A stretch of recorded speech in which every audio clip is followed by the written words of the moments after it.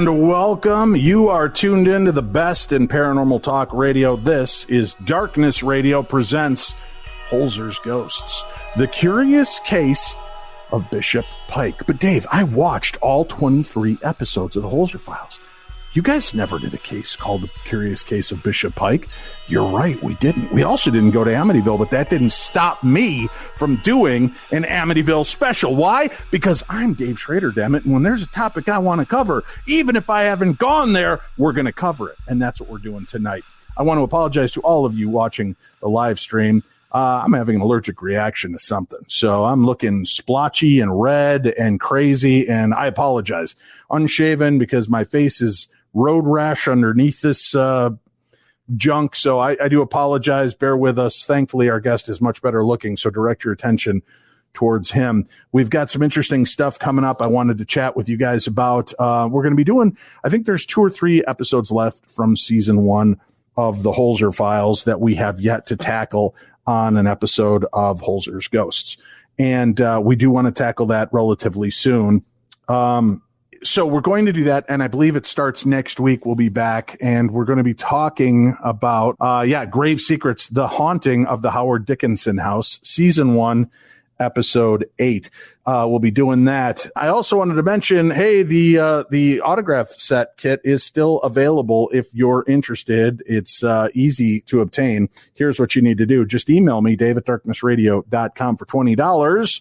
You get my autograph book, The Other Side, A Teen's Guide to Ghost Hunting and the Paranormal, but it's written for everybody.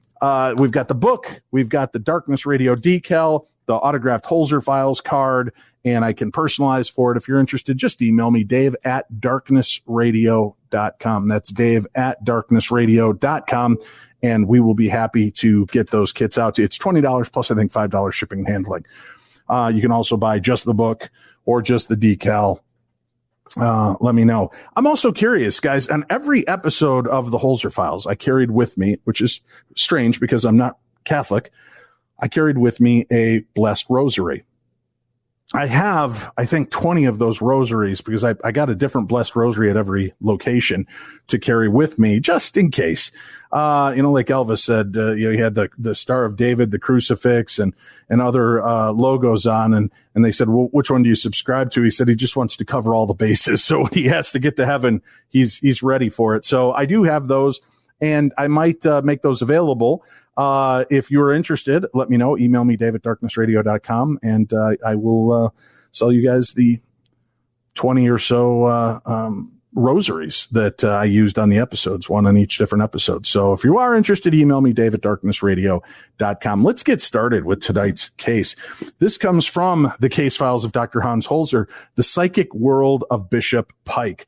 This gentleman, Bishop Pike, what a remarkable guy. We're going to find out a lot about him. If you are not familiar, you guys are in for a treat tonight.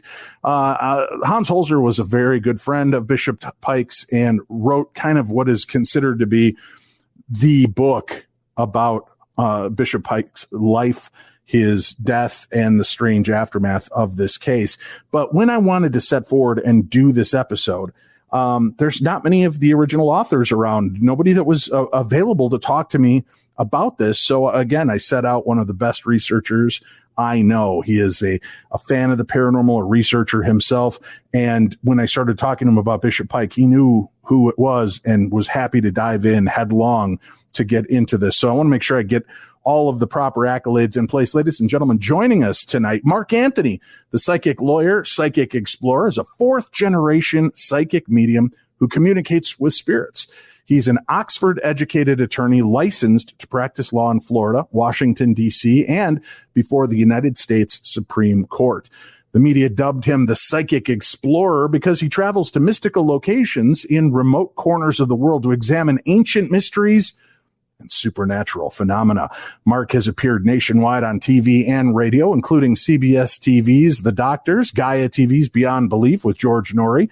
He's the co-host of The Psychic and the Doc on the Transformation Network, and he is a featured speaker at conferences, expos, and universities, which include Brown, Columbia, Harvard, and Yale.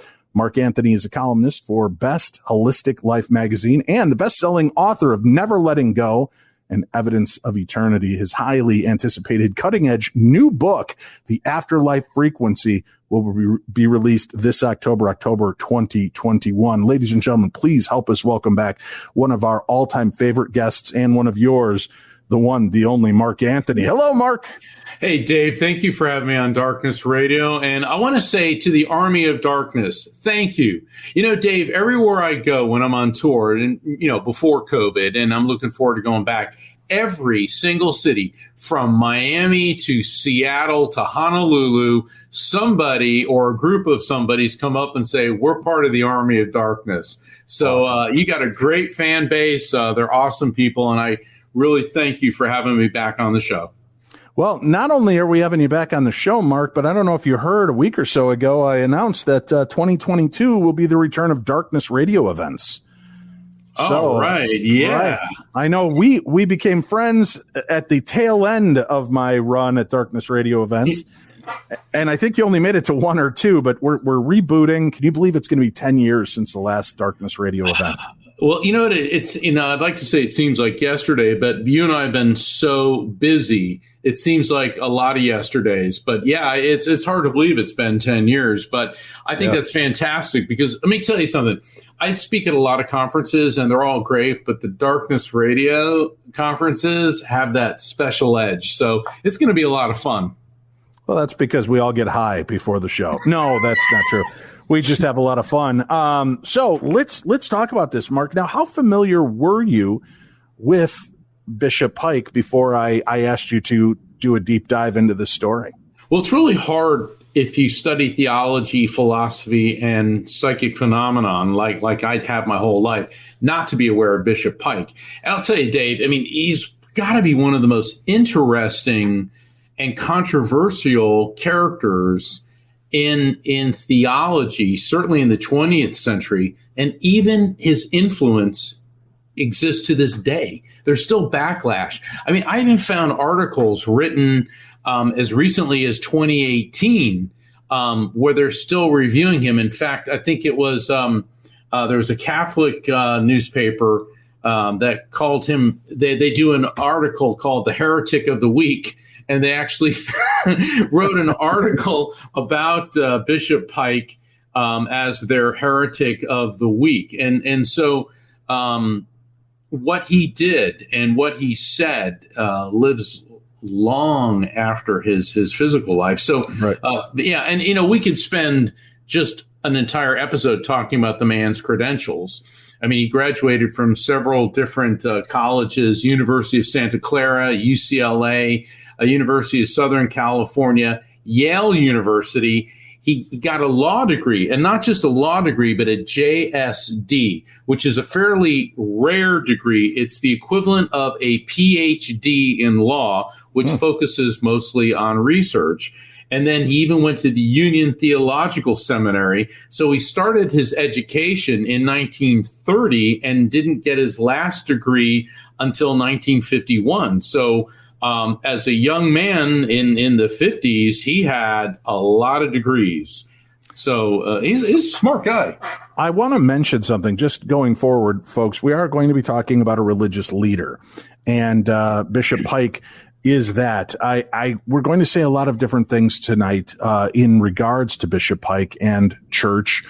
This is in no way means as a slap against any of the different religions or belief systems. But I'm going to go on record as saying, after the research and reading and interviews that do exist with Bishop Pike online that you can find, and the multitude of little bios that they did on Bishop Pike, this guy was controversial for a good reason. This was the 50s and 60s, and he was at the forefront of the civil rights movement. He was part of that march with Dr. Martin Luther King. He didn't sit on the sidelines. He engaged because he believed in the gay rights assignments back in the 60s and 50s. He believed in human rights and religious ability to believe what you want to believe and not be chastised. And I found that so refreshing as I've been reading about him myself. This guy was a thinker. And I love the fact that, a lot of these little interviews that you'll see that he pops up on and live on YouTube and places like that, when they talk to the other religious leaders that were part of his church, it's funny because they're all like, listen, the guy was either a complete madman or he was a complete genius. And I'm pretty sure his genius is what made him seem insane. And the only reason he pissed all of us off was because he was asking the questions none of us could answer. And he had answers none of us had ever thought of. And that's what I love about religion and spirituality, is challenging the paradigm, not in an egotistical way. Although there are many people who said that Bishop Pike became self-absorbed in his own ego, but I think it was because he was seeing the inadequacies of religious structure, not of spirituality, not of communing with God and Christ and whatever religious leader you believed in, but in the way that the edicts were put down, the theologies and dogmas of the church. He did. And, Dave, he did something else, which I found really fascinating. We've all heard of Senator Joseph McCarthy. Back in the 1950s, during the intensity of the Cold War, there was a Senator, Joseph McCarthy, and he formed the the Senate Committee on Un-American Activities. And McCarthy spearheaded investigations on all types of people. Hollywood was decimated. There's a movie, Trumbo, which stars, who's the guy that played William White? Bryan Cranston. Yeah, fantastic. Highly recommend it. I remember years and years and years ago, there was a movie, The Way We Were. It was all about the McCarthy hearings. And McCarthy was destroying a lot of people's lives because they were investigating anyone, even people who went to socialist or communist party meetings in the 1930s. Just going to a meeting to listen to it, they were then charged with being a communist. The pressure he did even made Charlie Chaplin leave the United States. Well, Bishop Pike went public against him because McCarthy was trying to accuse nearly 700 ministers, pastors throughout the country as being communists. And when Pike was fearless, and he stood up against him, and then President Eisenhower jumped on the Pike bandwagon, and because of Bishop Pike's counterattacks on Joseph McCarthy, that began his decline and fall. So it's really hard to just encapsulate what this man did. And like you brought out, Dave, and I want to say this too, we're going to be talking about some theological issues that he brought up that some people are going to find offensive. This does not represent Darkness Radio, nor, me, Mark Anthony, necessarily our views, but he rose very quickly in the Episcopalian Church. Initially, Dave, he started out as a Roman Catholic, but then he went through a period of questioning his faith and became an agnostic, which means he didn't really believe in God, but he would accept evidence. And then he decided to go to the Episcopalian Church, which, I was raised in the Catholic faith, and we always joke that Episcopalian is like diet Catholic. Okay, because a lot of the procedures, the rituals are the same, but they don't acknowledge, the Pope. All the guilt, but 1/3 the calories. Exactly. Yeah. Same great spirituality, less guilt. Right. And so, but he actually became the Bishop of California in the Episcopalian Church, which is quite a very big deal. But he wrote, I think, something like close to 50 books, and he questioned the existence. Well, he didn't question it. He said the Trinity is mythology, the virgin birth is mythology, and hell is mythology. And whoa, did that receive backlash, not just from the Episcopalians, but from every Christian denomination, which is why he is often called the apostate priest. An apostate is considered to be a traitor, or in the religious sense, somebody who completely rebukes and rejects. Other analysts call him an iconoclast. An iconoclast, that's one of those $1.25 words. And an iconoclast is someone who directly challenges traditionally held beliefs. And from the analysis that I've done of Bishop Pike, he looked at Christianity as something that we need to embrace the teachings of Jesus. Mm-hmm. Jesus is a minister. It's the love, the peace, the understanding, the forgiveness. It was the true spirit of the scriptures, not a believe what we tell you and don't question it, because if you do, then you go to hell. And so in that respect, that type of thinking was very revolutionary in the 1950s and 60s. But Dave, he was also a child of his times, because it was the 1960s where students began to protest against the Vietnam War. There was the love movement, rock and roll. Traditional institutions were shaken to their very core by all these new beliefs. And Bishop Pike was at the head of the pack when it came to religion. And what was great, and trust me, folks, there's psychic revelations, ghostly stories, and a lot of the paranormal. Obviously, that's why Dr. Holzer got involved and wrote the book, The Psychic World of Bishop Pike. We're going to get into that. But in order to discuss his life, we have to discuss all of it and talking about where he came from, why his life took some strange turns. And the fact that he stood up, which I think is very brave as a religious leader, not denouncing the church, not denouncing the religion or the positive aspects of it, but denouncing some of listen, we're coming into a new age, which I think is why people in the 20th and 21st century have strayed away, because it does seem like we're talking about fables and folklore more instead of teaching about the meaning. It's sometimes more in the esoteric and the mythological aspects of this. And he saw that 40, 50 years ago and realized in order to keep on top of this wave, we need to contemporize, not devalue, but contemporize what we're discussing and what these mean to all of us. And that was very powerful, which I think is what spoke to Dr. Holzer as well. This man's conviction to every aspect of what he did. And this guy, again, aside from being out on the forefront for gay rights and civil rights, he was against the war. He was out on Haight-Ashbury with the hippies and not chastising or yelling at he was there supporting the love movement, supporting the concept of what they were trying to achieve, which that speaks volumes about what real spirituality is and why he might be connected in such a big way to a much wider world than most spiritual leaders would be considered to be a part of. Well, on the flip side of the karmic coin, he also had a very colorful personal life. And he was a womanizer. He battled alcoholism, is a heavy chain smoker. And the joke I always have heard is smoking doesn't send you to hell. It just makes you smell like you've been there. Right.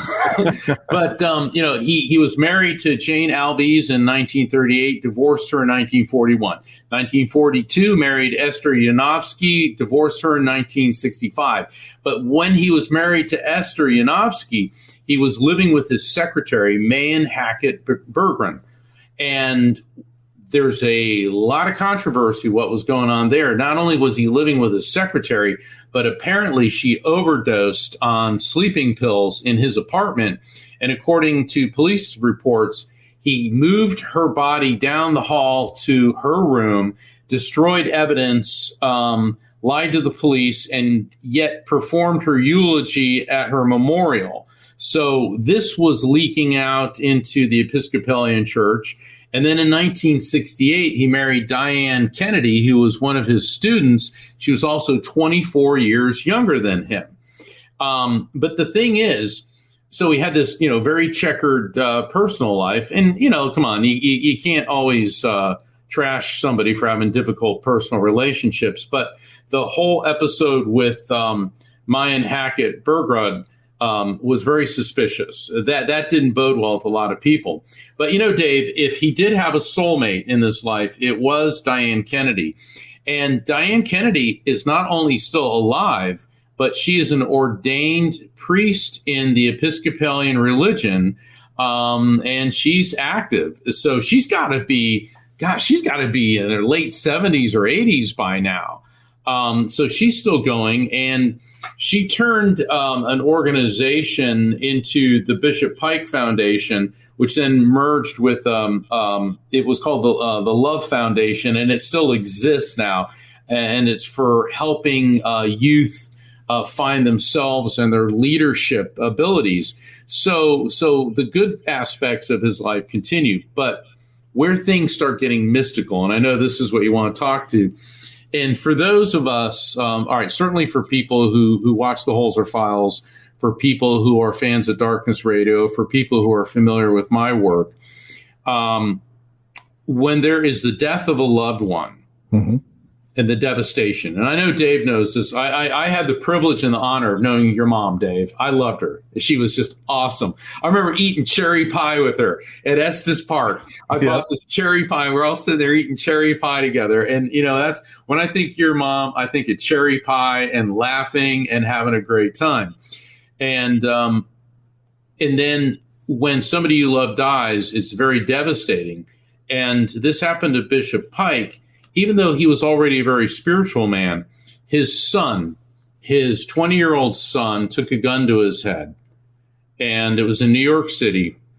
And Bishop Pike, they'd had an off and on relationship, but toward the end of his son's life, they had been able to reunite. And his son died by suicide. And Bishop Pike was in London at the time. I believe actually he was in Cambridge. He was over in the UK because of, the Anglican Church, which is the Episcopalian Church. Obviously devastated. His son dies. Right. But then strange things begin to happen. I've got to think, it's one thing for the lay person to lose somebody, but when you're a religious leader whose son not only dies, which is devastating and tragic in its own, but took his own life, that has got to put you into a very interesting position theologically, religiously, mentally, of how do you, as a leader and a movement, how do you keep pushing forward and still maintain kind of class and style through all of that? And that, I can't even imagine what he must have been going through, especially knowing that they had been estranged for so long and they were finally on the road to recovery. Things were finally getting back, and they had just come back from a trip together, I believe. Yeah, they did. And then he had to go off to do some work, and his son took his own life. And that I can't imagine. I mean, does it say much about what his life was like when that happened? How did that affect him? It was absolutely crushing for him, and strange things, according to his book, The Other Side, which we're going to be talking about, which we are talking about. He started noticing in his apartment, like postcards arranged in this shape like that. Then he noticed safety pins and bent in the same position. And he started seeing all these things in the same position. And then he looked at a clock that had stopped working, and it was 8:19. And then he looked at the postcards, he looked at the safety pins all over his apartment. There were things in this shape, the shape of 8:19. And then it dawned on him that was the time when his son took his life. So he immediately started sensing that this could be, it's what I call in my work a frequency beacon, where a spirit sends you signs and directs your attention to things. Yeah, exactly. And so that then opened a new door, a new facet to Bishop Pike, where he began to turn to psychics to see if he could communicate, get in contact with his son, because it appeared to him that his son was sending these signs. And I term this a frequency beacon because I've seen in my colleagues who are mediums that how many times have people lost a loved one, and then they look at a clock and they see like 8:19, or they hear that one song, or they're prompted to turn on the radio and there's that song, or they smell the familiar scent, but there's no source for it. Okay, this is how spirits do reach out to us.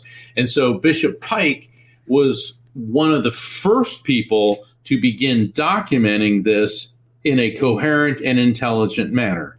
Well, he also, there were some other funnier aspects, right? Like a woman that they knew that had bangs that his son Jimmy did not like. She suddenly singed her hair and lost her bangs, right? It was just weird little things. The temperature in the apartment, they would keep it low, and Bishop Pike would return to see the temperature had been turned back to what Jimmy always set it to. Right. So they would just keep running into these instances that they were not alone. And I like the fact that he went outside the normal realm. And I wonder how many religious leaders do this, but don't do it as public. Look for help and look for connection with that other side. Well, I can attest to that from firsthand knowledge. A lot of members of the clergy have come to me for readings. I've had Catholic priests, Baptist ministers, Episcopalians, Methodists, Hindus, Buddhists, and Muslims come to me to make connections with their loved ones in spirit. And it's always fascinating. And I would imagine that Bishop Pike had these type of discussions as well. And I'm like, it says, this in the Bible, like mediums are not a god. And they're like, yeah, well, a couple of verses around, eating shellfish is an abomination, and you're supposed to stone your daughter to death if she walks into a temple menstruating. So they said, you have to take this in perspective. And also, the Bible is Old and New Testament is loaded with stories of people with psychic abilities. And when we're the bad guys, we're witches or mediums, and when we're good guys, we're prophets or prophetesses. And so a lot of them, in fact, the Catholic priests that I've done readings for told me in no uncertain terms, the Vatican is very well aware of psychic phenomena. What do you think the saints were? And our official statement, and this holds true with the Episcopalians and others, is, yeah, you're not supposed to do it. But they also realize that it is a gift, and that spirits are capable of communicating with us, and if we know how to pay attention to the signs. And so that's why people in the clergy find themselves in this paradox, this terrible dilemma when they're crushed by grief, and unfortunately, they don't find Scripture comforting. Now, that being said, it's I don't want to hurt anybody's feelings, right. But I've heard this, I don't know, about 4,000 times. Well, I've talked to religious leaders from many different sects, and from rabbis to priests to pastors to ministers. And you know what? A lot of them tell me on the slide, they're like, I can quite often see the spirits at the funeral, I've spoken to and done these things. But if I say this out loud, people will A, think I'm nuts, or B, think I must be working with the devil, when truly what we're given and is given in the Bible, Jesus even says that which I do, so can you, if you have belief in my Father, right? These leaders have what's called discernment, right, and gives them this ability. And many religious leaders I know are extremely mediumistic and psychic. Yes. Not everyone, of course, not everybody. And I'm sure some of them fight it back for fear what it could mean. But when most of them are realizing that the messages they're getting are love messages, not you should kill your entire, congregation with Kool-Aid. I mean, that's when you start to question where you're getting your information, right? Yeah.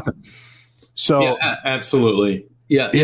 I'm sorry. Go ahead, Dave. I was just going to say, so that was, that's an interesting element. So he is not necessarily having the communication, but his son's spirit is so strong. And I know people were saying, well, he was just dealing with the grieving process, which is powerful, but other people were witnessing this phenomena around him as well. Correct.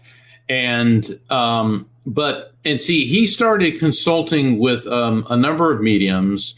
Ethel Johnson Myers, who worked with Hans Holzer during the Amityville investigation. And I hold her in very high regard.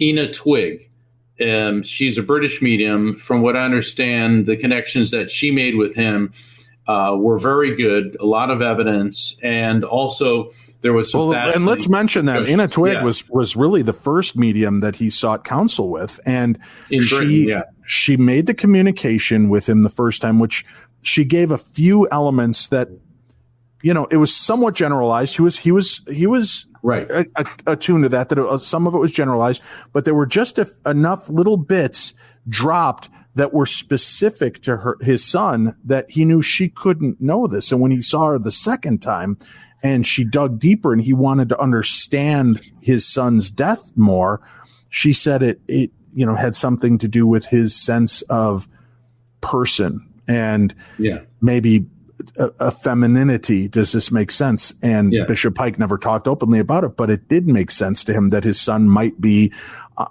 dealing with homosexual feelings or different senses that made him question and feel weak, which that really struck home with him. And I thought was interesting because her story is equally weird and kind of cool the way they connect in this, but he was seeking this and he was doing it publicly too. I thought that was pretty compelling. I don't know. Was it in the sense of Harry Houdini? Do I go see these people and see if they're charlatans? Or do I give this grieving father, give these people the opportunity to prove to me that there is something beyond what we all thought we knew? Well, I think a part of what happened with Bishop Pike is he got so excited when he was working with legitimate mediums and getting evidence, because it was a big mystery why Jim Jr., his son, took his own life. But then it came out in Ina's reading about his conflict being homosexual, which is also fascinating because Bishop Pike then was at the forefront of the gay rights movement, which in the 1960s was about as fringe as it got. Yeah. Nowadays it's mainstream. Who doesn't know someone who's gay? I mean, we have Secretary Pete Buttigieg. All right. So, being gay is like no big deal. But back in the 60s, it was. But the other thing about Bishop Pike is he was kind of the first really flashy televangelist because he had a TV show. And then he went beyond what anybody's done. And he had medium Arthur Ford come on the show and conduct a seance. In other words, Arthur Ford did a reading for him on television and allegedly, and I'm saying allegedly here because I want to talk about this, get in touch with his son. It was discovered after Arthur Ford's death that in his home there were scrapbooks filled with articles and information about Bishop Pike and his son. So the allegation is that Ford was doing research on Bishop Pike and on Jim Jr. prior to the readings. I don't know if he did. I don't know if he was collecting that information after the fact to see if what he brought up, could be verified or it was done before the fact. But I think it's necessary for us to bring this up. And the reason that I do, Dave, is you and I have been working together a long time. And what I've always admired about you is you go with evidence. Okay, before you jump to any conclusions. And that's the mark of a true paranormal investigator, is implementing the scientific method, observation before we jump to conclusions. But the problem with mediumship is it's fraught with the history of mediumship is fraught with fraud. I've seen demonstrations, and I'm not going to mention any names, that to me are nothing more than charlatanism. There are mediums who have gone, who have criminal records, who are clearly researching people ahead of time.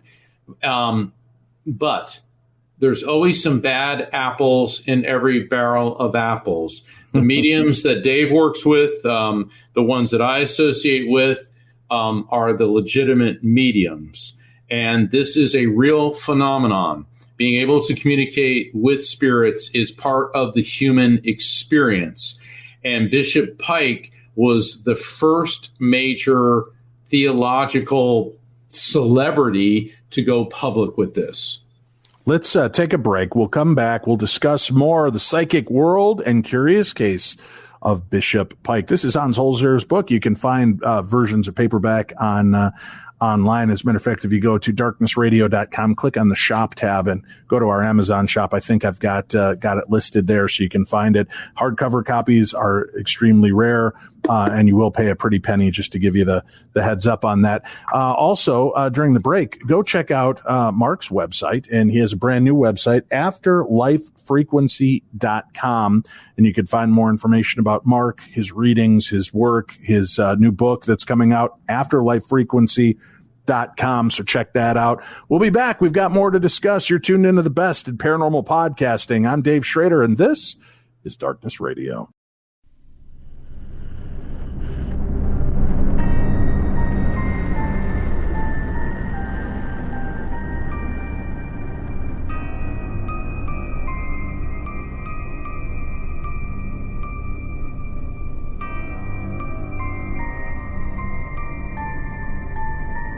Welcome back to the program. Thank you for joining us. I'm Dave Schrader. This is Darkness Radio. You can listen to us every week. We have brand new episodes Wednesdays and Thursdays. Wednesday, Supernatural News Parashare, where we take your stories. Remember, if you've had a weird encounter with the supernatural, we want to hear about it.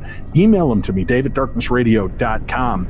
dave@darknessradio.com. Send me your stories. And if you're a good writer and can keep it to two pages with paragraphs and well spelled, we may feature it in an upcoming Theater of the Mind aspect of our episodes. If you haven't heard that yet, you'll be happy to hear those when you tune in to the shows on Wednesdays. Thursdays, we always have a guest, and we do some of these special live events Thursday nights.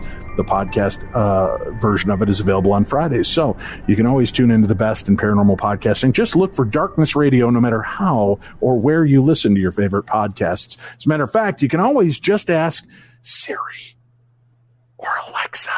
Trying to be cool so that we don't set off all the stuff in your house. Just ask them to play the new episode of Darkness Radio, and they'll fire off. I know we're on Amazon Music. We're on so many different Spotify, iHeartRadio, you name it, we're out there. So find us, listen to us, share us. For those of you that are new and only watching this on video, that's why I'm doing the quick introduction. Also, come see me this July at the Belvoir Winery in Liberty, Missouri, for Haunted in Havana. There are tickets still available. Amy Bruni, Adam Berry will be there. I'll be there with Cindy Keza. There are other great celebrities from the paranormal realm that will be on hand as we investigate the Oddfellows Asylum at the Belvoir Winery. And that's coming up middle part of July, but there are a handful of tickets still available. So go check out strange-escapes.com or just go to darknessevents.com. Darkness Events, and all of the different events I'm a part of this year will appear there, and you can click on it and find out more. Get your tickets and meet me. I'll be in New Jersey, and I'll be out in Texas and California and Nevada, and we've got a lot of great places we're going to be heading out to this year, and I hope that you'll come on out and see us. Mark Anthony, one of our very favorite guests in the world, is back with us tonight, and we're talking about the curious case of Bishop Pike, and we've been discussing kind of his background and his religious upbringing. Now he starts bringing to the public the concept of mediums, soothsaying, speaking, necromancing. Mark, I've got to guess that's pissing off the church leaders of the time. Absolutely. This then was the straw that broke the camel's back in the Episcopalian hierarchy, because then they wanted to get rid of Bishop Pike. And Bishop Pike said, well, if you're going to do it publicly and put me on trial for heresy. Okay, and it's like, whoa, a heresy trial. All right, now, back in the medieval era, you would expect heresy. I mean, through the Renaissance, Spanish Inquisition. But we're the Inquisition, what a jerk, the Inquisition. Or remember Monty Python, nobody expects the Spanish Inquisition. Exactly. Well, nobody expected a heresy trial in the mid-20th century either. And then all of a sudden, the Episcopalian Church found itself in quite the dilemma. Do we take this guy who is loved by millions? He's a TV star. He's cutting edge. He stood against Joseph McCarthy, marched with Martin Luther King Jr. Do we put him on trial for heresy? And what happened is the Episcopalian Church backed off, and they issued a decree that there is no heresy in the Episcopalian Church. And so so another one of his accomplishments, and this one I don't think he necessarily intended, but he got rid of heresy trials. No, but what he intended, what he intended was genius, because if you take me to court, if you try to strip me of these titles legally, I get to speak out and explain my position, which is going to upset a lot of apple carts. And they were trying. I love watching the little documentaries, because you do see his contemporaries. They're all frustrated by him, but they loved him. They respected and revered his ability to turn people into thinkers instead of just the flock of sheep. They engaged, which is what we shouldn't just be going through motions every week of, okay, it's a hymn, it's a prayer, it's a quick message, it's a hymn, it's a prayer. That's not engaging. He engaged and dragged people into thinking. And now he's bringing in the concept of communing with the dead. Now, is he having psychic awakenings during this himself? Yes, it was widely believed by his inner circle, particularly Diane Kennedy, his last wife, that he himself possessed psychic ability. I don't think he necessarily conducted readings, but he was so open to it that in observing the phenomenon. And, Dave, I've seen you work, and no, you're not a medium, but you can feel when spirits are around. I'm definitely a 2XL, not a medium. Right, but the thing is, you do feel when spirits are around, and everybody can, because we all have the same basic physiology.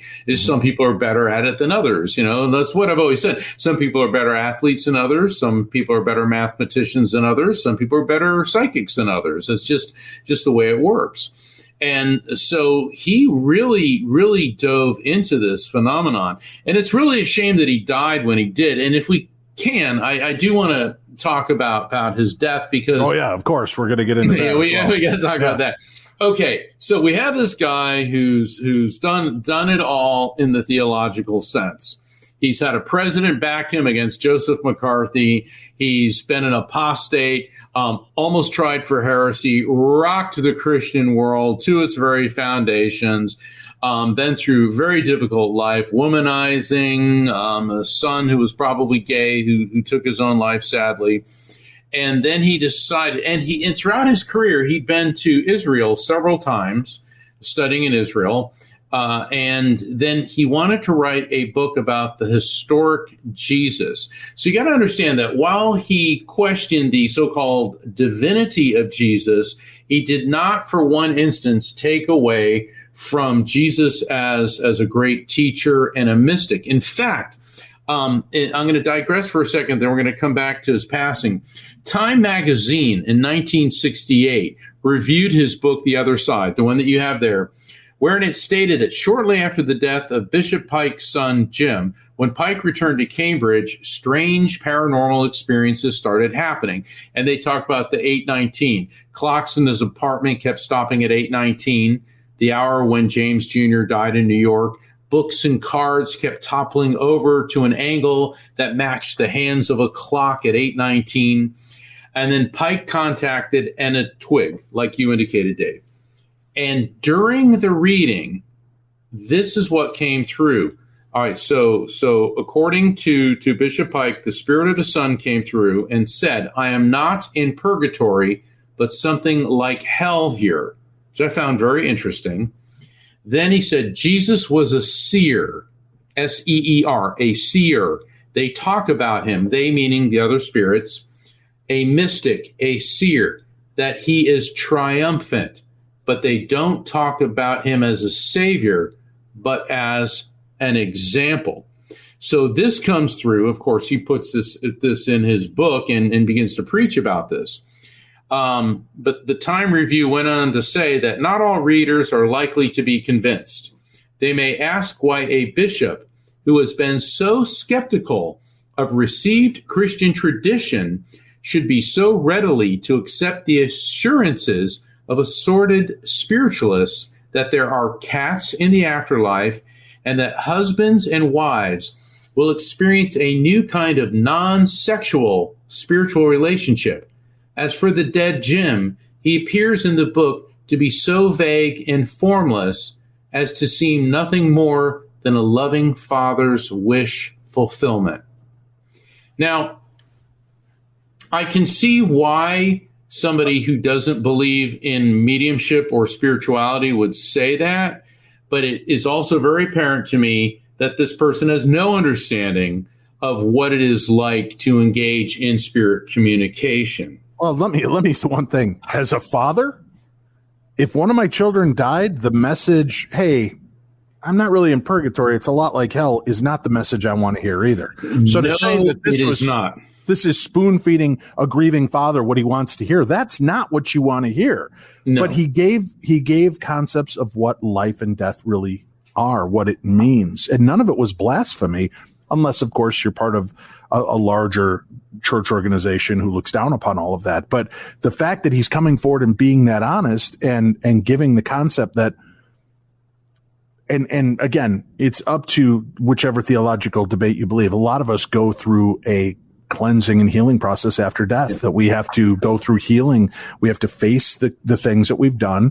Where there may not be a theologic hell, there is that hell of realizing what it's felt like to hurt everybody that you've hurt in your life and how your emotions affected everybody else. And that could be the realism of what hell meant to Jimmy Bishop, his son. Yeah, absolutely. And that's a really good point that you brought out, Dave. I'm not in purgatory, but something like hell here. Because people always accuse mediums, you tell people what they want to hear. Now, speaking for myself, I never say or transmit anything that isn't conveyed to me. And I've had people say, well, I don't like what you told me. It's like, okay, a reading isn't about going to hear what you want to hear. It is about transmitting what is conveyed to you from the spirit. Right. And so when I read this review, I pondered it for a while. But when he said that, the formless Jim seems nothing more than spirits, people expect every spirit to come through and start giving, their social security number. It's like, hello, I'm the spirit of Jim Jr. Here's my name, rank, serial number, social security number, and all those facts and data. You got to realize we're dealing with electromagnetic energy, and they're emitting these waves of frequency, which are going into the medium's brain and then getting converted into recognizable concepts based on memories, feelings, and cultural associations of the medium. All right. It would be very nice if it were like on the show, we have a crawl going by. It'd be very nice if it were a crawl, and oftentimes we get some very specific information, but a lot of it, you may get sensations and feelings. Also, a lot of people expect everything to make sense the second it comes in. There is a process after the reading, which I call the unfolding. Think of a reading like a flower. It blooms, blossoms, unfolds. It can take hours, days, weeks, years for the full meaning of a reading to make sense to somebody. And it is pretty clear to me that Bishop Pike understood that he studied psychic phenomenon enough to realize that it just wasn't instantaneous downloads of information.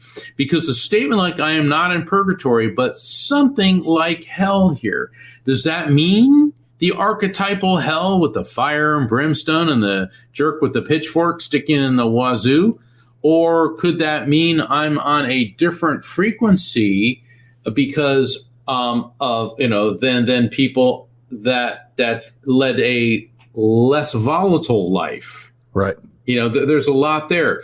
And Dave, you brought up a very interesting point when you said that how people of faith go through these quandaries.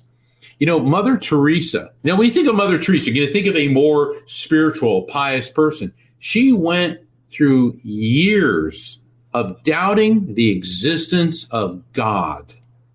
Now, if Mother Teresa can have doubts, then for those of you who are listening who are having doubts with your belief system, you're in pretty darn good company. And I believe that, and I think this is pretty clear from everything that I've studied about Bishop Pike. How can you have faith without doubt? It's part of the journey. Right. That's part of what faith is, right? It's asking, it's challenging, and then accepting. I've mentioned it on the show. I'll mention it again. When you talk about God, when my mom died, I was filled with anger and rage toward God. And I had to go up and do the eulogy for my mom. And Tim took me aside because he could see the seething. And he's like, talk to me, D, what's wrong? What's going on? And I'm like, what's wrong? Dude, my mom's dead. She was cheated out of this and short-shaded out of that and ripped off of this and now this and that and the other. And he goes, Dave, you have every right to be hurt right now, man. And it's real easy to point the finger at God because we want something to blame for why we hurt so bad. Yeah, why did you do this to me? Yeah. And he said some clear things. Like one thing he said to me that really hit home was the reason it hurts so bad is because you had this gift that you no longer have.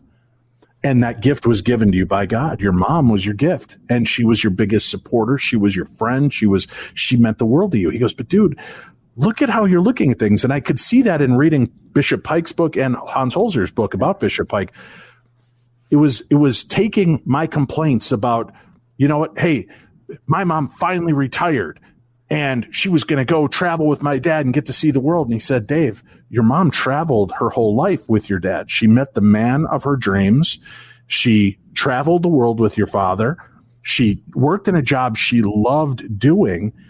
And when she had to retire, her story came to an end, but she got to do everything. She saw her grandchildren, her great-grandchildren. She saw your happiness. She saw you turn into this. She had these moments. Dude, you got to look at what she did have and how full her life was. And it totally reflected back. And then it was something of, oh man, it is. It's how you look at a situation. And coming from somebody who deals with depression and anxiety, it's real easy to say, yeah, just don't feel that way. Yeah, that never works, Mark. Right? But that's not what Tim said. Yeah, just stop being depressed, But that's not what Tim said. He said he goes, you're looking at this head on at the problem right now. Now come out and look from this angle and realize, man, your mom got to do this. Your mom got to see all these things. Your mom lived long enough to see you do the show and get to do radio and meet all these paranormal people and all the things that she accomplished through you. And it was like, wow. So I could see in Bishop Pike's world, as well as he's making these connections, how that's rewiring the concepts we've all been trained to believe or conceive. And now there's much more to it. And he starts having quite profound experiences with the dead and with the thought of what life and death really means. Right. And so after all this comes out and he gets basically, even though he didn't get charged with heresy, they pulled the rug out from under him. And for somebody with as dynamic, controversial, and public a career, his death was almost fitting. He and Diane went to Israel because he wanted to follow in the footsteps of the historic Jesus. So they drove out, they flew into Tel Aviv. They rented a car. Now, this is what I don't understand. They only bought 2 Cokes and they drove off into the Judean desert. Okay, and I've been in a lot of deserts. I've been in deserts in Asia and in the United States and actually in the areas in the Pacific. They're hot. Okay, that's why they call them deserts. Well, their car got stuck in some sand and they didn't have a map, or they had a map, but they didn't know where they were. This was years before GPS. They didn't even have a compass. And so they started leaving, looking for water. They found a shady spot, but he was not in great health, big-time chain smoker. So Diane left him there to go for help. Eventually, she found it. When they returned to the shady spot, he was nowhere to be found. His body was found some days later. Apparently, he'd wandered off, and he did find a water source, but then left some clothes there so they could track him. But his body was found in a ravine. It appeared that he was climbing up a canyon wall and then plunged to his death. Interestingly enough, his body was in a kneeling position when they found him. So he died in the Judean desert searching for the historical Jesus, maybe this is tragedy, or maybe this really was the dynamic end to a dynamic life. Now, can the True Crime Tuesday aspect of my brain kick in for a minute here? Absolutely. Because when I started reading this, I'm like, the wife survives, and then he's found dead long after. Is there any chance there was foul play? They had to look into that at some point, didn't they, Mark? They absolutely did. But, it doesn't appear that way, because from all accounts, they really did love each other. And you got to realize, too, she was 24 years younger than him, but then maybe she wanted to get rid of him. But he was only 56 when he died. And I know, but I'm only 53 and my wife's almost 40, and I'm pretty sure she's still trying to figure out ways to get me to go up a mountain cliff with her. If you ever see me posting on Instagram that I'm out having a walk on a mountainside, send a helicopter, because she's going to shove me off. She's going to shove you off. Yeah, Dave, I have to say the suspicious lawyer in me started thinking about that too, because it was just a little bit too much. But if she did try to kill him, but why would they just go into the Judean desert with 2 cans of Coke? I mean, I've been in some deserts, and you better have water and something to create shade and have a backup plan. I mean, it's miserable. I mean, it's interesting and all that, but it is absolutely miserable. So, yeah, I was wondered about that too, but it doesn't appear to be the case. On the other hand, we must always keep an open mind, because this is Darkness Radio. That's right. And again, I don't mean to take it to a nefarious place, but it's the question. Right? You got, when you're out, anytime a husband and wife go out together and one is older and then suddenly missing, and then they find him dead, but the wife makes it, you got to ask some questions. And it would be the same if it was the other way around as well, I'm sure. But so this tragic end, and one of the things too, he was going out in hopes of finding the cave that Jesus went to when he kind of squared off with the devil. Right. He wanted to fight his challenges and kind of face these aspects as well. So you're right. Did he find the historical Christ? Did he find it in those moments? And there he is in the kneeling supine position, of prayer to whatever in death. That's pretty powerful. But his story physically ends there. They bury him in Israel, right? But that's not the end of his soul tale, is it? No, I mean, his legacy lives on. I mean, and his wife, Diane, is an ordained priest in the Episcopal religion. She's still going strong. She'd be a fascinating person to interview. I don't know if she grants interviews anymore, but well, she might have before I started asking if she killed him. Here's something cool. If you do find the book online, the Psychic World of Bishop Pike by Hans Holzer, it says, in a dramatic confrontation, the author makes contact with the spirit of the bishop himself through the trance mediumship of the eminent medium Ethel Johnson Myers, who you've seen featured on Holzer Files with us, folks. The Psychic World of Bishop Pike is a unique account that only the author could have written, for he knows intimately both Bishop Pike's world and the psychic world as well. Hans Holzer had also worked with Bishop Pike in making a documentary film about the bishop's parapsychological experiences.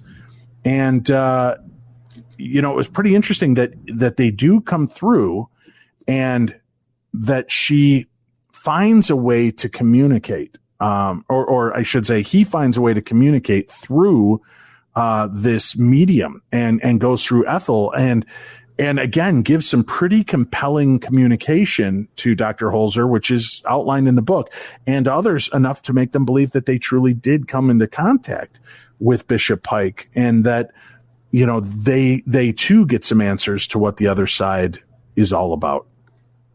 Certainly. And somebody like Bishop Pike, his spirit would definitely want to be illuminating our understanding of the afterlife. So I think his story, like all of our stories, it does not end at physical death. We have to realize that we're only living in the material world for now. And, Dave, I want to revisit something when you're talking about your mom. And I know how close you guys were. Mm-hmm. We grieve as deeply as we have loved. And that's why you grieved so heavily, because your the love for your mother could fill the Pacific Ocean and then some. But we also have to realize that grief is the price of love. But on the other hand, a life without love is not much of a life at all. And that's part of the human experience and living in the material world. And thank you, Madonna, for that last line. We appreciate it.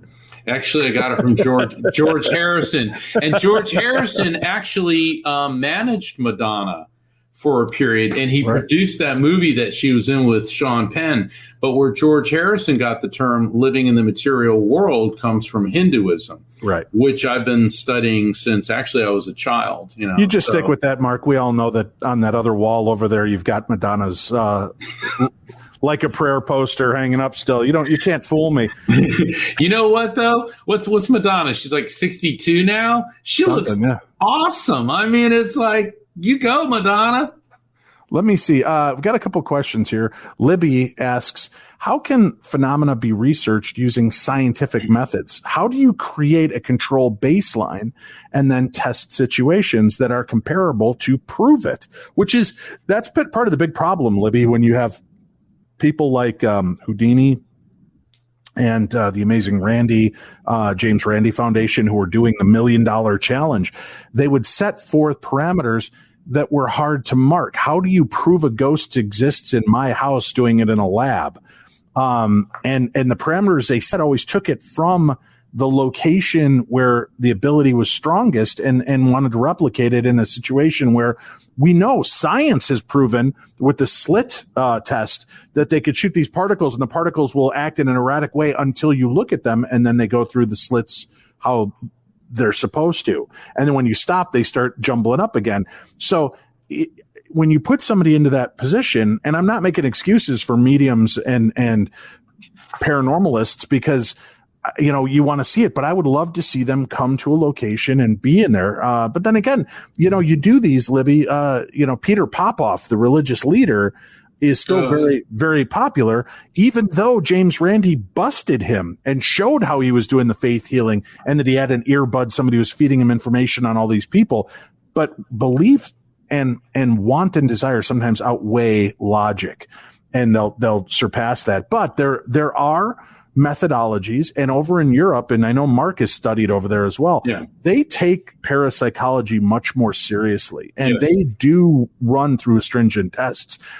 There is the documentary that just came out. Caroline Corey was on our show earlier in 2020. Superhuman, I believe, is the name of the documentary, and it's amazing. But they were showing things. They were doing tests out of the blue, like putting there was like a foil wrapper from a piece of gum on a needle inside a jar that could not be influenced in any way. And just her having her hands outside the jar and going like this and thinking, she started spinning. That's one way that you start to test these philosophies of what we're capable of truly doing. And I think that's what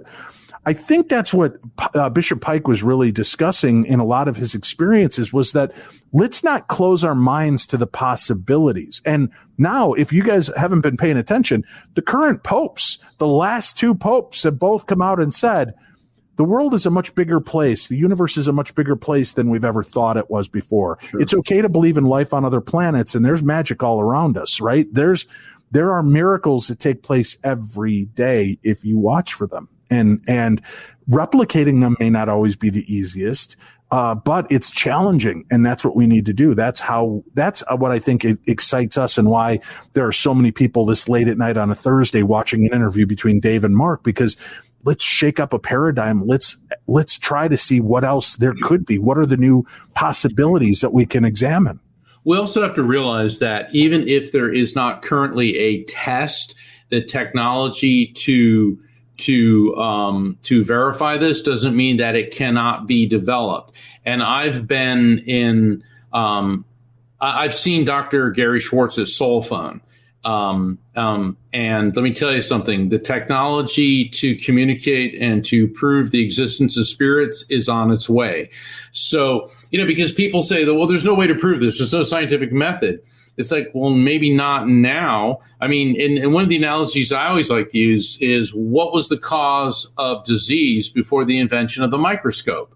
People thought it was noxious vapors. It was demonic possession. It was a black cat walking in front of you. And then all of a sudden the microscope shows germs, fungus, viruses, all of the parasites that get into our systems and make us ill. So, for thousands and thousands of years, people thought that illness was caused by demons until science proved otherwise. So it's just a matter of time. Donna Leah says, or every spirit to have the ability to communicate clearly, conspicuously. If a spirit is in scattered form, then it is learning to come into focus. That may seem like a form of hell. And that's an interesting concept, Mark, because we've been talking about that a lot lately. That how is it that grandma's spirit is at her childhood home and you see her as a little girl, and she's at her college dorm as a teenage woman, and then she's at the home where she died? We've had so many, and this has been my theory on it, we've had so many experiences, maybe something traumatic, maybe grandma loved that house. That was the funnest, best part of her life when she was a little girl. So that's why a part of her will always remain. When she was a teenager, maybe her roommate committed suicide and her soul broke and a piece of it stays there. And where she lived out the rest of her life with her family and friends, that's a big part of it. So there's these reclamations of soul shards that we have to do to pull back together, which, as she said, Donna points out beautifully, maybe that's the hell. It's existing, but missing parts of you and lost, and having to revisit each part to pull it back in, like Thanos and the Infinity Stones, right? We've got to bring them all back together to become the one complete soul that we are. And then once we've realigned and experience those moments where we lost those parts of us, to give us the perspective of what happened, the learning, how we affected others, how they affected us, that very well could be a big aspect towards what we're dealing with. You have written on this kind of stuff extensively. What do you make of that kind of concept? I look at it as spirits are multidimensional beings that can be in several places simultaneously, because we're all patched into what I call the collective consciousness, and that we're think of your soul as a drop of water. And when you die, that drop of water, that electromagnetic field plunges into this eternal sea of consciousness. And because it's electromagnetic energy, everything in the EM spectrum moves at the speed of light. And so that's why spirits can appear to or be in several locations at one time. And this is also, very difficult for us to understand, because we are living in the material world and in finite form, yet we are attempting to understand infinite beings.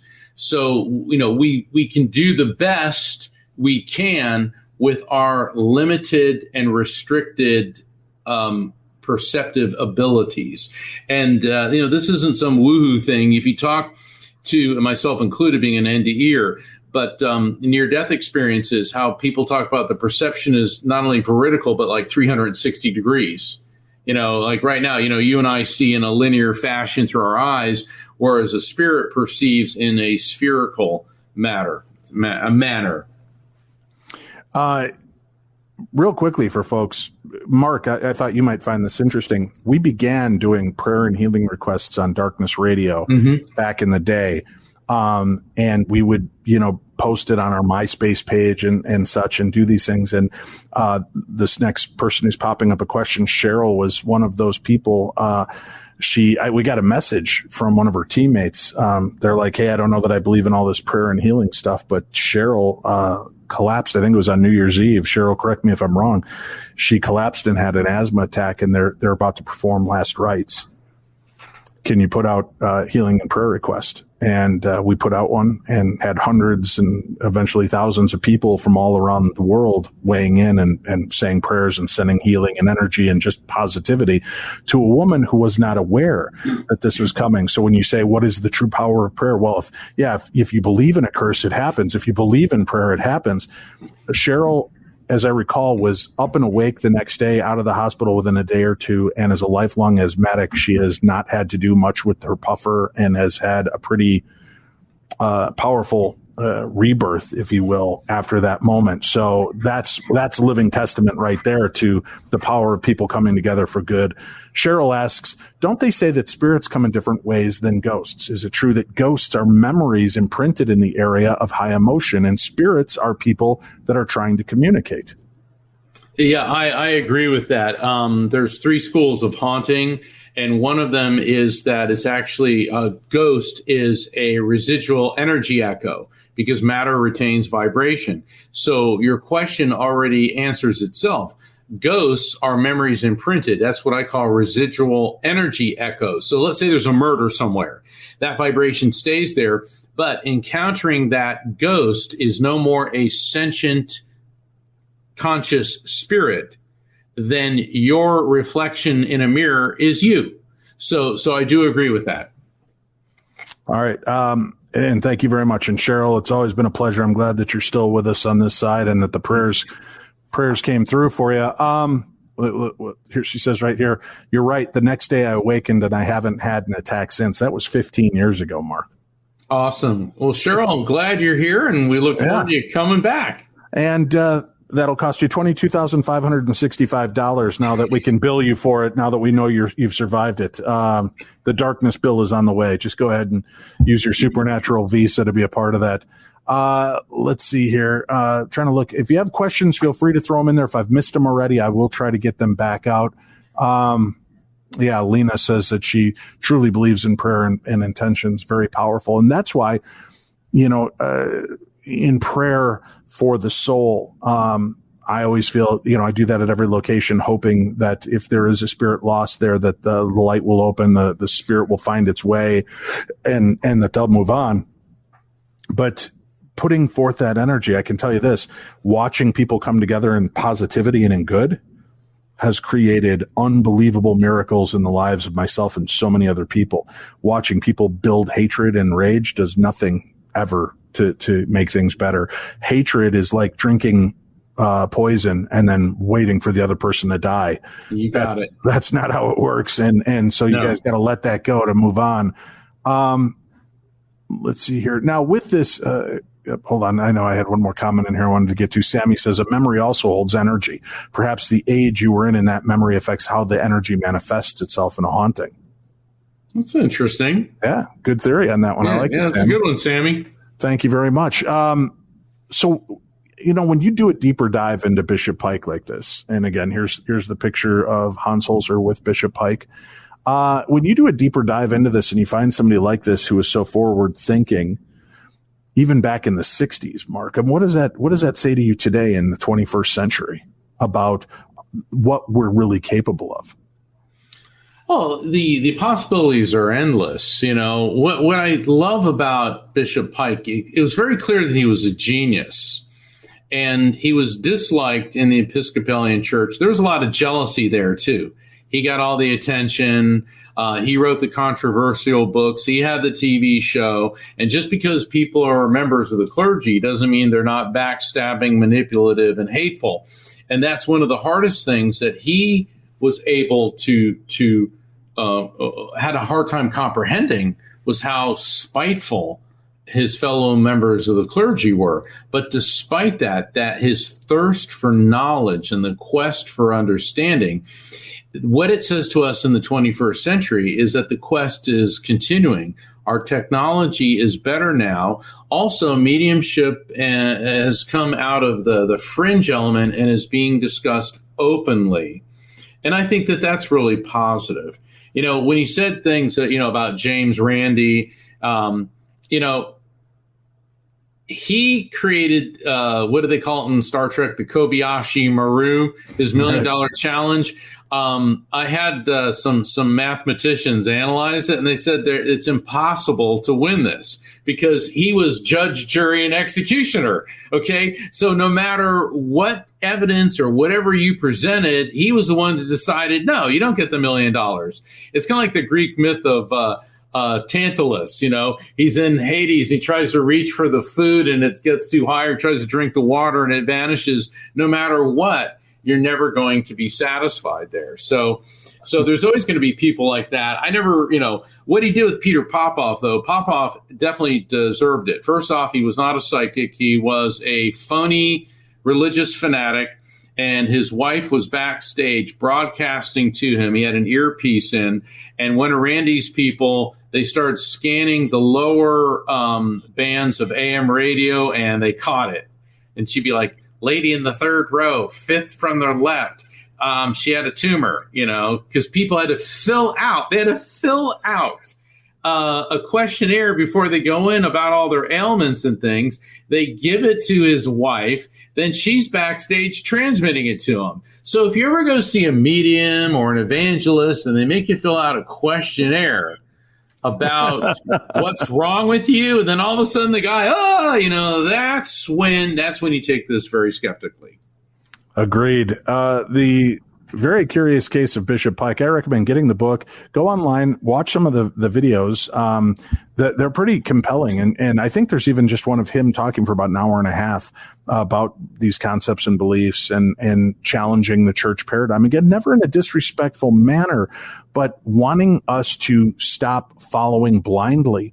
There's more power. It's kind of like a sales. What's the word I'm looking for? Mantra. When I was in sales, they would tell us, stop being upset when your buyer asks you questions.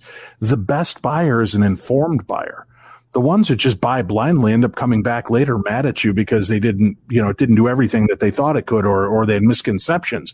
The ones that you lead to the water, show them how to drink, and send them on their way are the ones that are going to be more fulfilled. And I always thought that was important. And what religion should really be is forgiving, loving, all inclusive. And obviously I'm not talking about murderers and child rapists and things like that. So I can already tell I'll get some emails. Well, what about these people? Are they okay? How about the ones making love to sheep? Should that be okay? No, obviously, that, but I'm just saying. Oh, you get those emails too, Oh, yeah. It's about inclusivity and loving one another. It's like the people that beat up other people in this paranormal field. You know what? We're all in it for the same deal. We all want to have an experience to understand what is out there above and beyond the reality that we have here. Coming together is how we break those paradigms and start to learn together by everybody hoarding their little ball of knowledge, thinking theirs is the right one, instead of sharing it and seeing how it might create something even more powerful. That's a sad loss. Yeah. So hopefully people are going to be able to kind of become a little bit more open in this. And we do these live events. I've met so many of you. Thank you all for coming up to me, and got to meet our friend Cindy, who's been in the chat ever since we started doing these live ones, and so many others that come on up and say hi at the events. Come on up. It's great to meet you. You get your hugs. We'll talk. We love hearing your thoughts and beliefs and just being a part of our world. So thank you very much for letting us into yours. Mark, talk to me a little bit. I know you got to get going, but what's going on with you? I know you've got the new book, Afterlife Frequency. Can you give us a little taste? What does that mean? The afterlife frequency, for thousands of years, people have reported contact with spirits, either through a medium, maybe a visitation in a dream, near-death experiences, deathbed visions, and they all occur when the energetic vibration of the human soul touches the higher energy of the afterlife frequency. And this book is a riveting adventure into the afterlife that takes you around the globe and from the cosmic to the subatomic. And I've spent 5 years writing this, and probably at least 10 years researching it. And so far it's been endorsed by 10 of the top near-death experience and afterlife researchers in the world. And that comes out in October, and you can find out more about that. And please sign up for my newsletter when you go to my website, afterlifefrequency.com, and you'll find out the next time I'm going to be on True Crime Tuesday and Darkness Radio, and about my radio show, The Psychic in the Doc, every Thursday, 7 p.m. Eastern, 4 p.m. Pacific. And I've got a lot of events, so you can find out about it and booking a reading with me at afterlifefrequency.com. And Dave, you got all sorts of really cool stuff. That conference at the winery That just sounds like way too much fun. Oh, it is. I've been there, 4 times, Belvoir Winery, the Oddfellows home.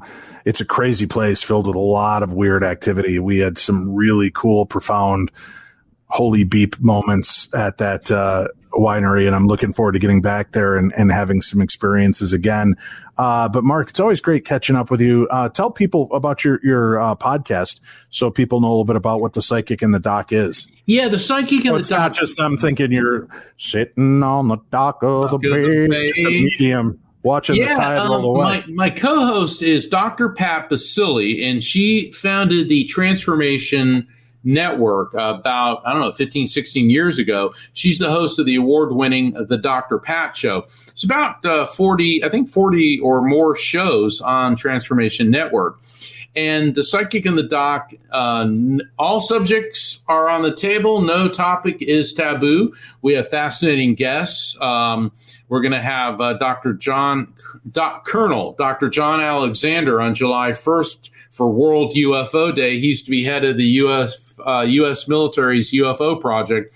And the show is live, and we do call-in shows where people call in, and I'll do a mini reading. And then Dr. Pat adds her intuitive, street-smart spiritualism. And she is a behavioral psychologist, world-renowned, has a degree from Columbia. She's hilarious. We have such a great time on this show. And that's the Psychic and the Doc every Thursday. You can find out more about it at afterlifefrequency.com. Remember, you can check me out at all the different events I'll be a part of this year by going to darknessevents.com. Remember, if you'd like to get a copy of my book, The Other Side, the autographed Holzer Files card, and the Darkness Radio decal, just email me, dave@darknessradio.com. My wife will send you a PayPal invoice. Once it's paid, we'll sign and ship those out right away. We've got a new selection of the cards in so we can continue to fulfill those orders. I've got plenty of copies of the books and the decals we'd love to get out for you. If you're just interested in just the book, just the decal, just the autograph card, you could just put that in the email and Winnie will bill you accordingly. So that's that. Thank you very much for tuning in, spending a little bit more time with us. Mark, thanks for the great research and the information on Bishop Pike. Thank you, Dave. It's great. And hey, Army of Darkness, keep tuning in. And thank you, Dave, for having me on the show. It's always a pleasure. It's an honor to be here. Thank you, man. I always appreciate having you on. I do want to make a quick mention again. Next week, we'll be back. Grave Secrets, the haunting of the Howard Dickinson house.